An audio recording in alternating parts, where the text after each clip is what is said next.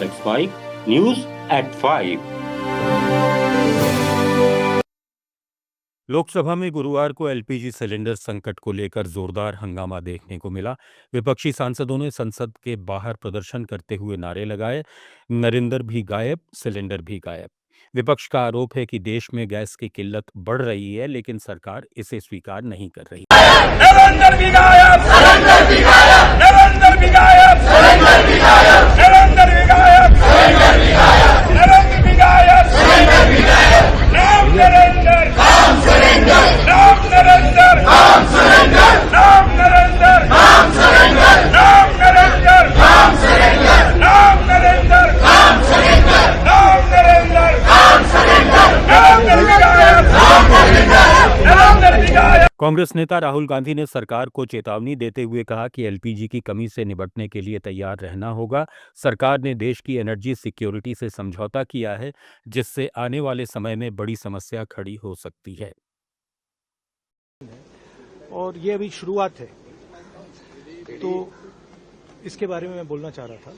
But कोई नया procedure चालू हुआ है कि मंत्री पहले डिसाइड करेगा, फिर मैं बोलूंगा, फिर मंत्री रिप्लाई करेगा। तो ठीक है, let's see what happens. But basically main चीज क्या है, that gas is going to be a problem,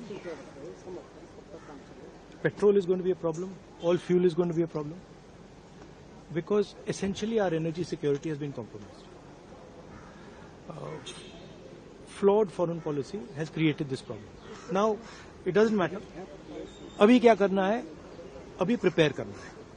अभी आपके पास थोड़ा सा टाइम है,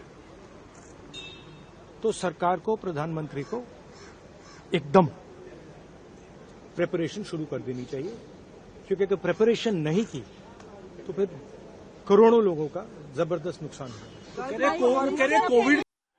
प्रधानमंत्री नरेंद्र मोदी ने आज नई दिल्ली में कैबिनेट की बैठक में पश्चिम एशिया के तनावपूर्ण हालात पर चर्चा की। पीएम मोदी ने मंत्रियों को निर्देश दिए कि ईंधन, खासकर एलपीजी और पेट्रोल डीजल की उपलब्धता को लेकर अफवाह फैलाने वालों पर कड़ी नजर रखी जाए और जनता में घबराहट नहीं फैलने दी जाए।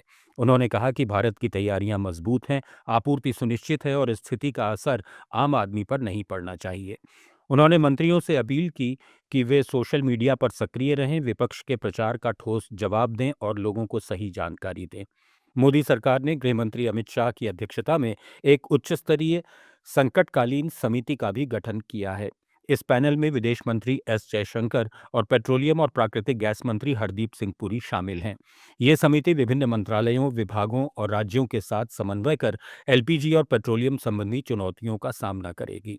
पेट्रोलियम मंत्रालय की संयुक्त सचिव सुजाता शर्मा ने प्रेस ब्रीफिंग में कहा कि विभिन्न स्रोतों से कच्चे तेल की खरीद बढ़ा दी गई है, जिससे दैनिक 55 लाख बैरल की खपत सुरक्षित बनी हुई है और स्ट्रेट ऑफ हॉर्मुज से सामान्य आपूर्ति से अधिक स्टॉक उपलब्ध है।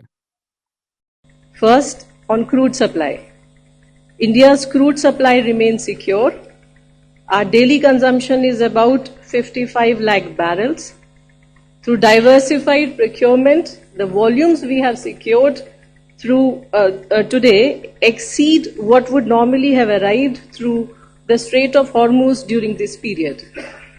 The OMCs have secured various crude cargoes from different sources, and as a result of this diversification, about 70% of our crude import is now coming from routes outside the Strait of Hormuz, compared with about 55% earlier.